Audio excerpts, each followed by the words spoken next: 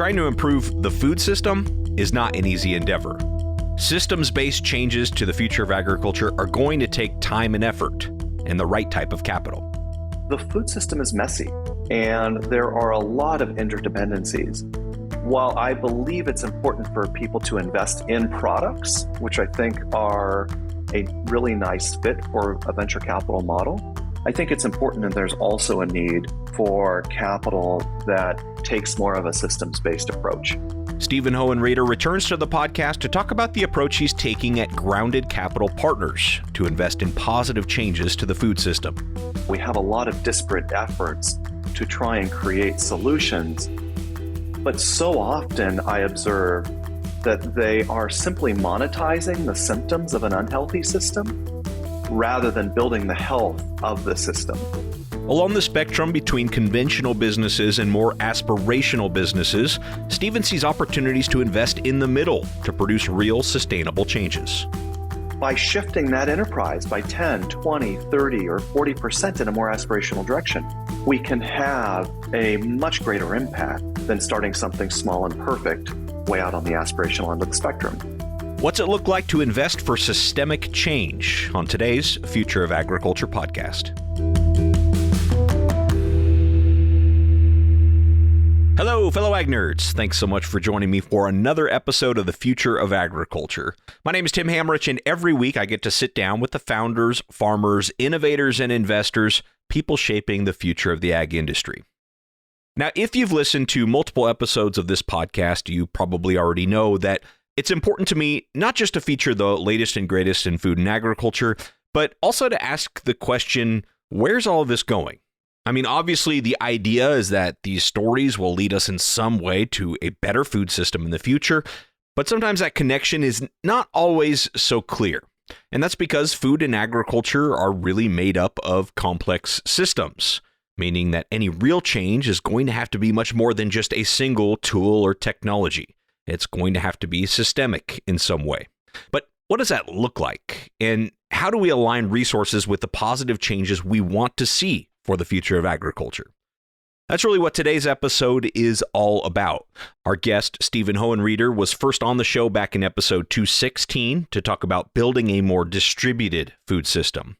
In that interview back in 2020, Stephen mentions that he's working on developing a more permanent investment vehicle to carry out some of his investment theses about the future of food.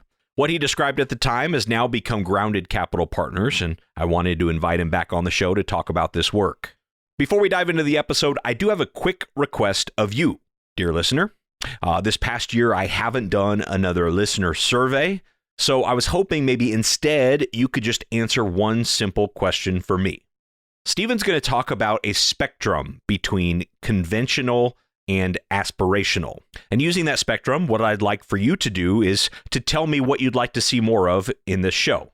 So using, let's say, a 1 to 10 scale, 1 being very conventional content about the current state of agriculture and farming, and 10 being very aspirational content about what agriculture could be and not necessarily where it is today. Where would you rate this show, and what would you like to rate it in the future? So 1 being very conventional, 10 being very aspirational. Send me your answer either in email form, tim@aggrad.com, or LinkedIn or Twitter also works for that too. Just say I'd put FoA about a blank, between 1 and 10, and I'd like to see it be more of a blank between 1 and 10. Now remember, this isn't a 1 to 10 scale as in 1 bad and 10 good. This is a spectrum between conventional content and aspirational content. What isn't today, but what could be in the future. I hope that's not too confusing. This is the easiest way I can think of to get your input in a way that doesn't ask much of you, but also informs where this show can go. So please either email, DM, or tweet me with that information. Where do you see FoA now on that spectrum, and where would you like it to be in the future? If that needs a little bit more explanation for you, just wait to the point in the episode where Stephen's talking about this, and it'll probably be a little bit clearer, so you could just pause and respond at that time. Okay, so now to our featured conversation here. Stephen Hohenrieder has over a decade of focus on regenerative food systems, having invested, studied, and collaborated across diverse categories in food and agriculture, including proteins, fruits and vegetables, nuts, and consumer packaged goods. His perspectives were shaped by a systems approach, the teachings of others, and observations in exploring a thesis for how our food system is evolving and a belief that all stakeholders are interdependent. Since 2017, Stephen has served as the CEO and CIO of Meyer Family Enterprises, an entrepreneurial, impact-focused single-family office in the Napa Valley, where he oversees entities that include direct investments, real estate, and farming. Stephen's going to kick off our conversation here with talking about what led him to eventually starting Grounded Capital Partners.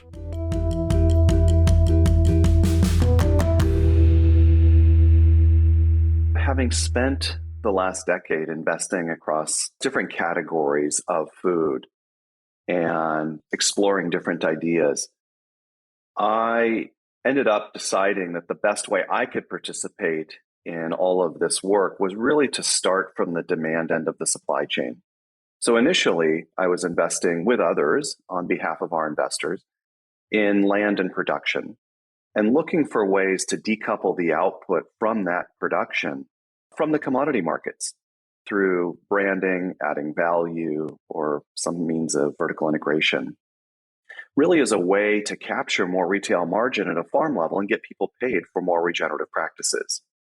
And there's a lot of great work that's happening in that space and a lot of capital that's being invested, although I would suggest not enough. But as I progressed through that journey over the last decade, realized that there wasn't necessarily a corresponding demand or market developing for the output of those operations.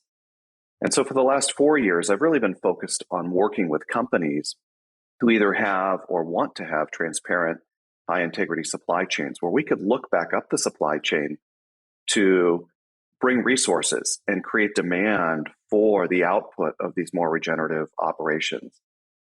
And so Grounded Capital Partners is really the result of that work and thinking about where I could best play a role in both investing financially focused capital on behalf of our investors, but also create change in the food system and in agriculture. And what does that look like in practice as far as if you're working with a food company to create these incentives for a better food system? I would think, first and foremost, they're going to say, well, what's the return on my investment? Can I raise my prices to my customers? Does it start there? Or, where have you found that it starts? So I believe that very diverse stakeholders are all driving our food system in the same direction, which is increasingly being redefined by a fragmentation. So we are shifting to more regional human scale production that may over time create more of a hub and spoke system that creates a national or a global solution rather than ubiquitous companies, making this change wholesale. So at Grounded Capital Partners, we will be investing in established mission-driven food companies that have scale, where we can use that company and support that management team to lead our strategy in that category as a platform. And so we might acquire a minority or a majority position in that company in partnership with that founder or that management team. And then we'll bring capital and we'll bring resources and we'll bring connections and other resources so that we can support that, partner with that company in not only growing their business, but also in looking all the way back up their supply chain to create more demand and connect their consumers all the way back to the source of their ingredients. And so I can give you some examples of companies like that, but a lot of investment capital is focused on more venture capital type startups that are providing technological point solutions to these systems-based problems, which is important.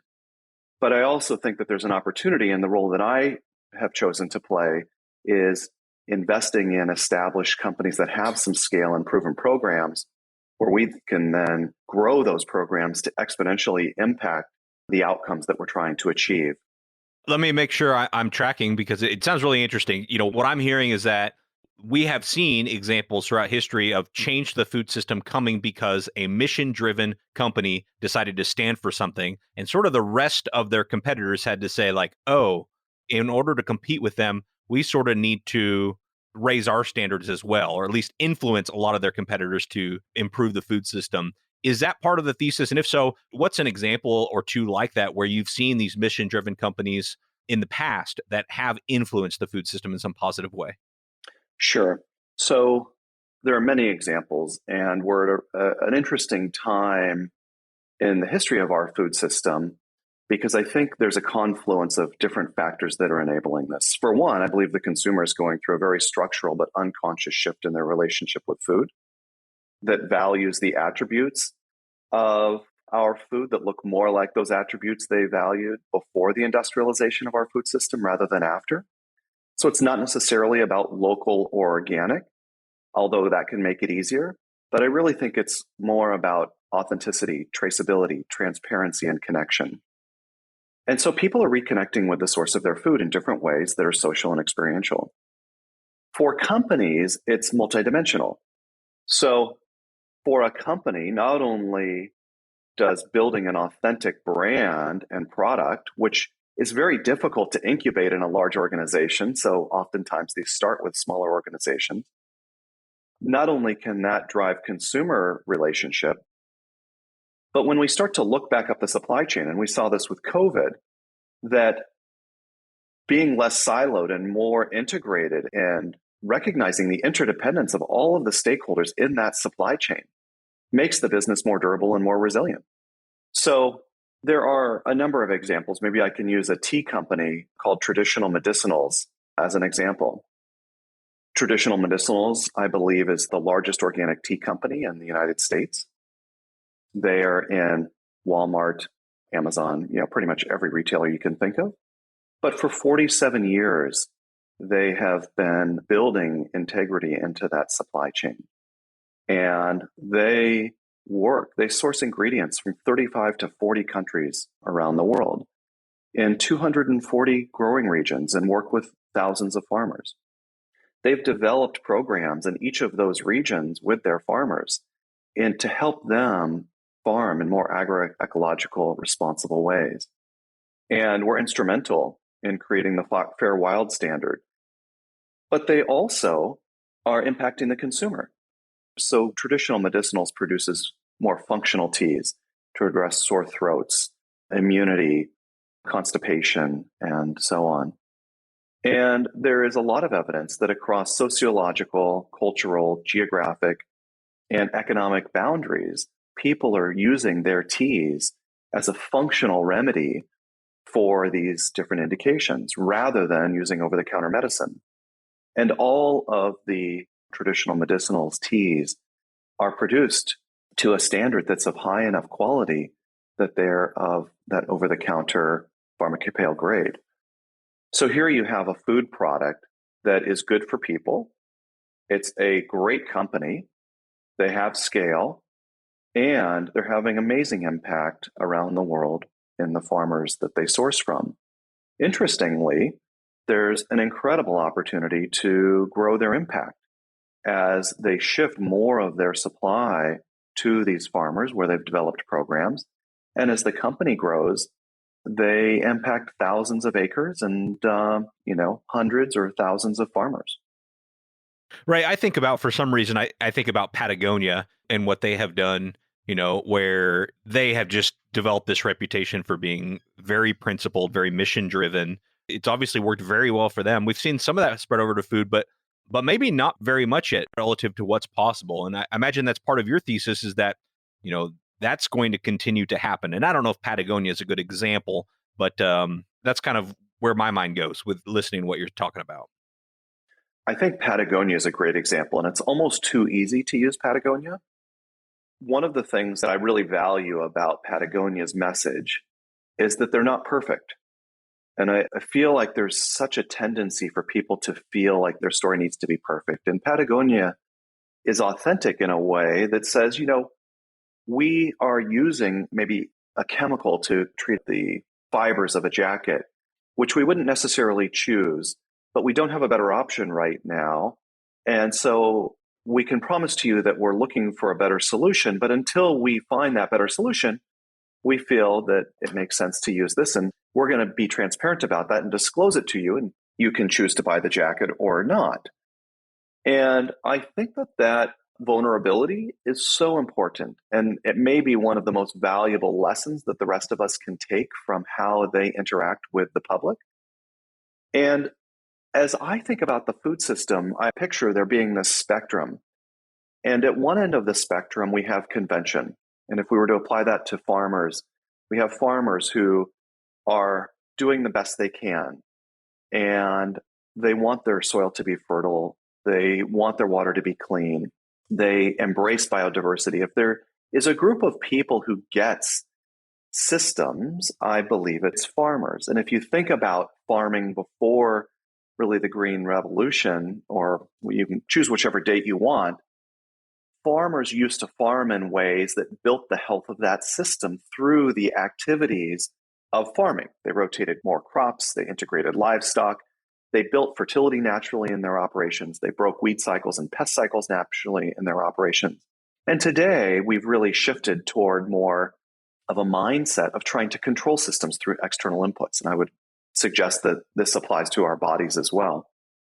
But when I think about this continuum from convention to aspirations, you have those conventional farmers who want many of the same outcomes that more aspirational folks want as well. And so if you then look at the other end of that spectrum, at the aspirational end of that spectrum, maybe you have people like us or academics or nonprofits or family offices or regenerative ag groups who have a sense of what's possible and maybe how things should be. And I find that so often that end of the spectrum is telling the conventional end of the spectrum they're doing everything wrong. And the conventional end of the spectrum is telling the aspirational end of the spectrum that they don't get it and it's hard. And that if they could, they would. And I think that both ends are right. But if you think about that continuum from convention to aspiration, there are dozens and dozens of factors that dictate any enterprise's ability to move in a more aspirational direction, whether it's the skills of the team on a given day, access to knowledge, equipment, weather, public policy, markets for that product, or so on. So I often find that any operation that has scale is somewhere along that continuum, but they're not all the way out at the aspirational end of the spectrum. But when I think about capital, capital is circling at 30,000 feet, trying to figure out how to invest in solving for a more regenerative or a broken food system. And so often that capital wants to tell a story that they are supporting what's possible. And so all of that capital flows into the far aspirational end of the spectrum, into de novo startups, into the technological solutions, and so on. And that's important. But 8 or 9 years ago, I decided that maybe the best way to not only invest financially focused capital, but also to drive impact and to shift more of these operations in an aspirational direction is to jump into the middle of that spectrum and invest in enterprises that have some scale, where they aren't perfect, but where they have a desire to shift and where there's an opportunity to shift in a more aspirational direction. And by shifting that enterprise by 10, 20, 30, or 40% in a more aspirational direction, we can have a much greater impact than starting something small and perfect way out on the aspirational end of the spectrum.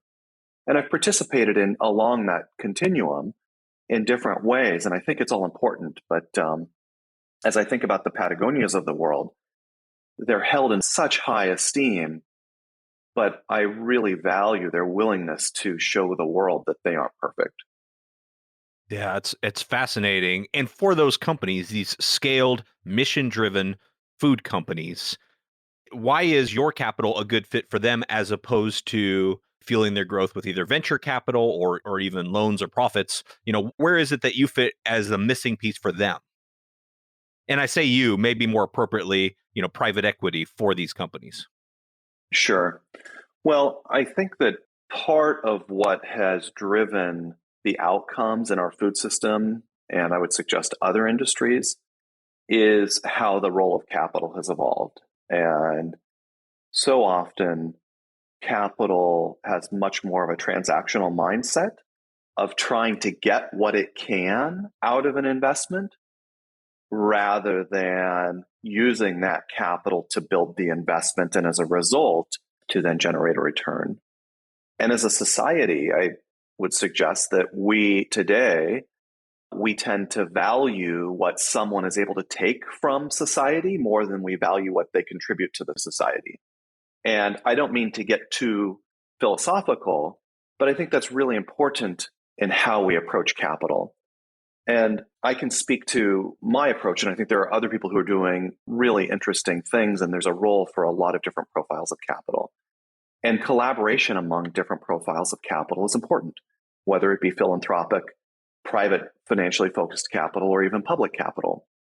And for a lot of the opportunities out there, I think that it takes that kind of collaboration. But nevertheless, I would suggest that the attributes of what's important in that capital are a long view. I think that a lot of our investment capital has become more focused around 10-year funds, where you're deploying capital, you're growing the investment as fast as you can. Because of the structure of that fund, you have to liquidate that investment and then you return capital to your investors.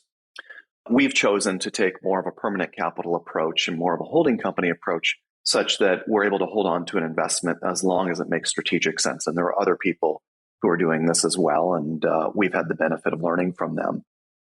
There is perspective.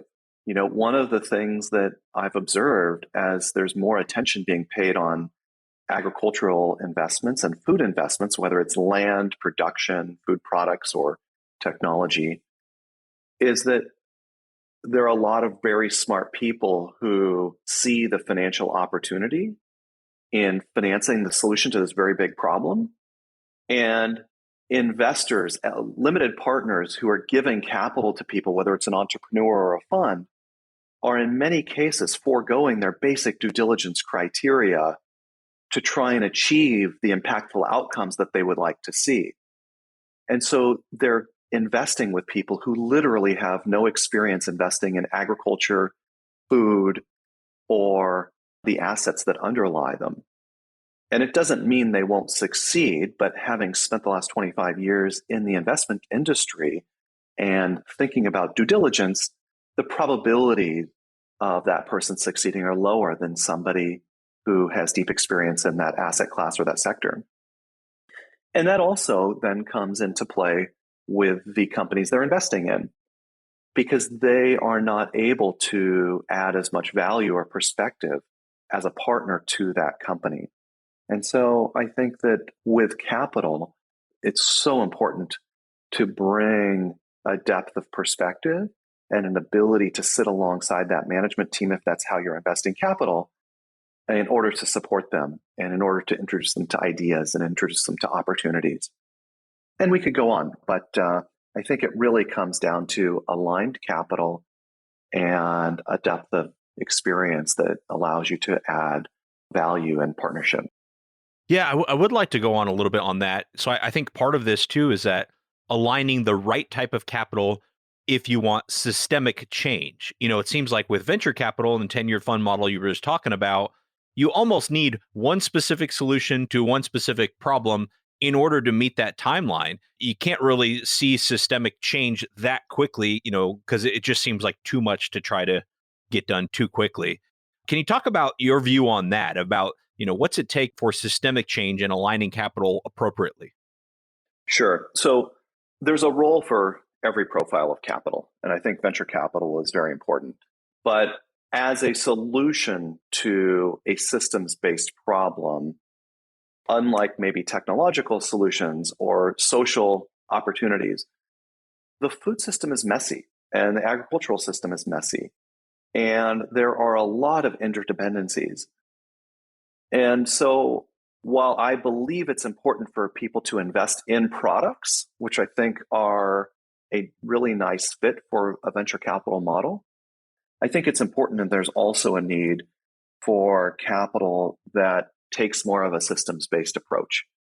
And where the exciting part about that strategy isn't just in the individual companies. It's not in the Facebook they invested in or the Google they invested in. But what is exciting about the strategy of that organization is how they connect the dots. because in the food system right now, we have a lot of disparate efforts to try and create solutions. But so often I observe that they are simply monetizing the symptoms of an unhealthy system rather than building the health of the system. And that's a really important distinction for me and for others. And I think we could apply the same thing to human health, right? A lot of the investment capital is going into developing drugs to address the symptoms of chronic disease rather than addressing the chronic disease itself. So in the food system, if the same dollars were applied, you could actually fix the problem, but there isn't really an economic incentive to fix the problem, because the bigger the problem gets, the more profitable the solutions to the symptoms of that problem become. And so in the food system, I see hundreds of millions of dollars and billions of dollars being invested in products, whether they're food products or technology products, that really are just monetizing the symptoms of an unhealthy system.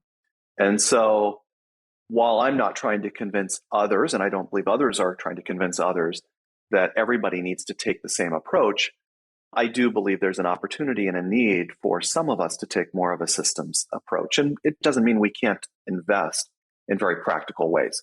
We invest in companies, but what we do then with those companies is help them think about their supply chain, from co-packing and manufacturing to sourcing ingredients to working with farmers and to thinking about all of the stakeholders along that supply chain.